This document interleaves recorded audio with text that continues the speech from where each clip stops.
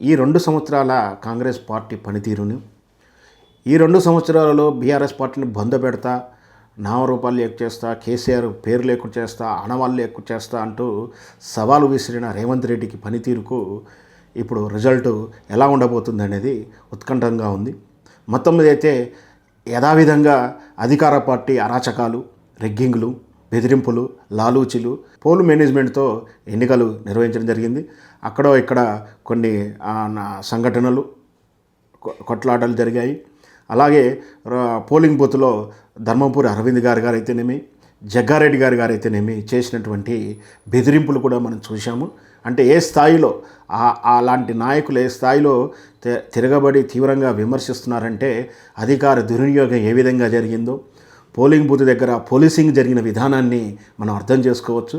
మరి పోలింగ్ చేశారా, పోలీసింగ్ చేశారా అనేది కూడా క్లియర్గా అర్థమవుతూ ఉంది. మొత్తం మీద ఒకే ఒక వార్డు ఎన్నిక వాయిదా పడినట్టుంది. 116 మున్సిపాలిటీలు, 7 మున్సిపల్ కార్పొరేషన్లు జరిగిన ఎన్నికలు ఖచ్చితంగా ఈ రేవంత్ రెడ్డి పనితీరుకు రెఫరెండంగానే భావించాలి. అయితే పూర్తి స్థాయిలో కాంగ్రెస్ ప్రభంజనం సృష్టిస్తుంది అనుకోవడం మాత్రం భ్రమ. ఎందుకంటే పూర్తి స్థాయిలో భూస్థాపితమైంది బీఆర్ఎస్ పార్టీ అనుకోవడం ఎంతవరకు తప్పో ఈ ఎన్నికలు నిరూపించబోతుంది. గతంలో మనం చూసాం, ఈ మధ్యకాలంలో జరిగినటువంటి గ్రామ పంచాయతీ ఎన్నికల్లో బీఆర్ఎస్ పార్టీ పనితీరు కానీ బీఆర్ఎస్ గెలిచిన పర్సంటేజ్ చూస్తే రేవంత్ రెడ్డికి చెమటలు పట్టాయి.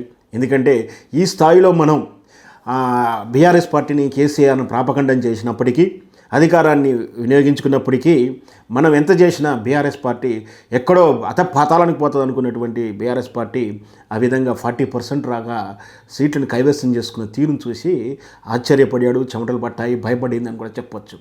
సేమ్ ఇప్పుడు కూడా అలాంటి ఫలితాలే రిజల్టే ఉండబోతున్నాయి. అంటే అధికార పార్టీకి ఆధిక్యంగా వస్తుండొచ్చు, కానీ బీఆర్ఎస్ పార్టీ తీవ్ర స్థాయిలో పడిపోతుందనే మాత్రం అబద్ధమవుతుంది.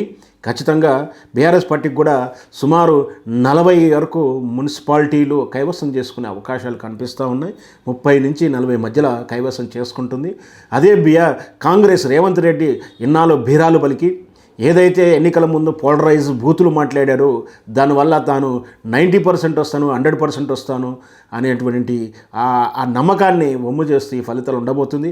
ఈ మున్సిపల్ ఎన్నికల ఫలితాలు గతం 2020 ఫలితాలతో పోల్చుకుంటే కాంగ్రెస్ ఏ స్థాయిలో దిగజారిందో అప్పుడు బీఆర్ఎస్ ఏ స్థాయిలో అంటే బహుశా 85% కైవసం చేసుకుంది. మరి ఈ పరిస్థితుల్లో మరి కాంగ్రెస్ కూడా 80%, 90% కైవసం చేసుకుంటుందా అంటే అలాంటి సూచనలు ఏం కనపడుతున్నావు. 60కి 50%కి దగ్గరలో మాత్రమే ఉంది. అంటే గతంలో అంటే బీఆర్ఎస్ పాలనా కాలంలో సాధించిన విజయాలతో పోల్చుకుంటే ఇప్పుడు కాంగ్రెస్ పార్టీ సాధిస్తున్న విజయాలని మనం బేరీజ్ వేసుకుంటే స్పష్టంగా అర్థమవుతుంది రేవంత్ రెడ్డి వైఫల్యం గురించి.